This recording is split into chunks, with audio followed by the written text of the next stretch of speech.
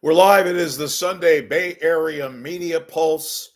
I am your toxic, funny, distinguishable Rich Lieberman, and you're not. So, you know, these pre and post game shows are mostly, if not all, propaganda material for respective clients on the sports radio and TV and cable atmosphere. And it stinks to high heaven, and nobody calls it out except me. Now, I don't need a pat on the back. I'm just acknowledging the obvious. Now, I know Kruk and Kuip, better known as Mike Kruko, and Dwayne Kuiper, are very popular, borderline Hall of Fame announcers for the San Francisco Giants on both radio and TV, mostly television. And they do this bit on radio before every Giants game, and it's called Around the World. Now, as you all know, Giants are having a miserable late season. They didn't have a June swoon. They had a July swoon and a miserable August swoon. It's not going to end well, probably, but so far in August, they've been playing miserable. They've been playing miserable for the last couple of months, really. So Kruk and Kuip do this, what amounts to a propaganda few minutes on the radio broadcast.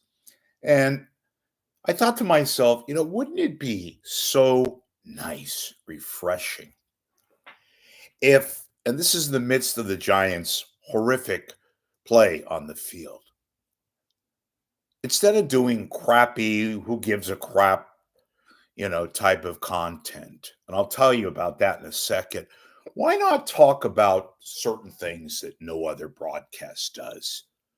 Because nobody does it. Well, a few do, like the Mets, the Yankees try.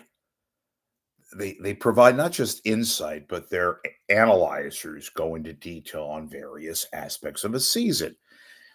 And the Giants have been playing really bad, really, really bad, to a point where the fans are screaming, they're showing up in pretty good numbers. But Kruko and Kuiper, how about this, guys? How about talking about what it's like as a player? What's going through your mind to try to make sense of what is senseless, to try to work beyond the circumstances that present you with a losing streak that has reached quite a catastrophic toll. Instead, we get flowery garbage. Nobody gives a damn. Like today, they talked about the fact that the players are putting their stamp, their personal touches on their uniforms and their bats and their balls and all that. So we get this crap. Nobody cares. It's not indicative of a top 5 market, which used to be San Francisco. We want to hear more. We want insight. How about how to deal with losing streaks? What you do as a player to get more, inside, try to control your own emotions, that kind of a thing, et cetera, et cetera, et cetera. It would be nice. It would be refreshing, all that. We don't get that. Instead, we get just little buttery summations and novelty kind of, I call it the booster club type of material. And it stinks to high heaven, if you ask me. And I would say that for any team. As I've said here, I don't root for the Giants, but I don't root against them. I'm indifferent.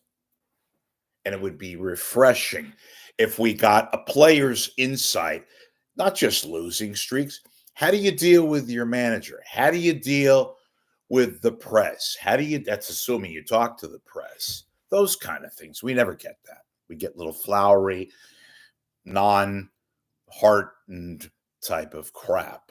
And anyway, moving on, the 49ers, their pregame on radio, completely baseless, awful. Now, I'm not a fan of Brian Copes, Brian Copeland, or Adam Copeland, I should say. I confuse him and his dad. Sorry about that. Adam Copeland, who is a pretty miserable person, but does a horrible job on the 49ers broadcast. He likes to think of himself as some kind of a orator, some kind of a voice. And he does talk a lot. He says nothing. He doesn't give you any kind of, speaking of insight, garbage.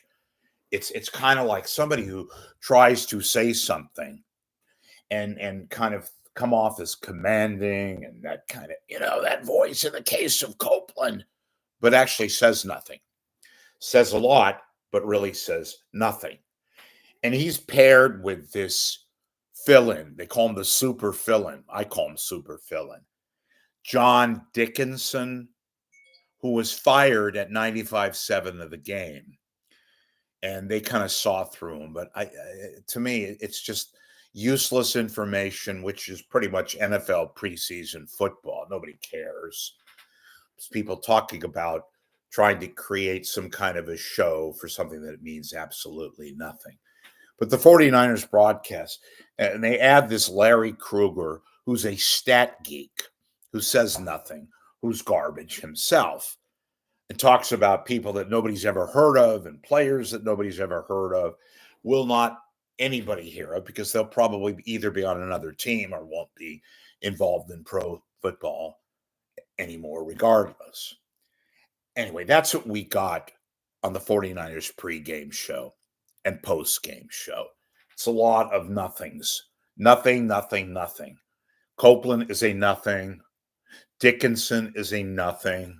Larry Kruger is, again, basically he's a fanboy who they got because they need bodies. They needed somebody to pay $50 a pop, which is what they pay Kruger. They might as well get Freddy Krueger. That would be more exciting and it would be less predictable. It's a hodgepodge of multiple direct content offerings. It really is something you pity in any event. It's a Sunday. It's the middle of August. We are here live on YouTube. Thank you for watching. We will see you later, alligator.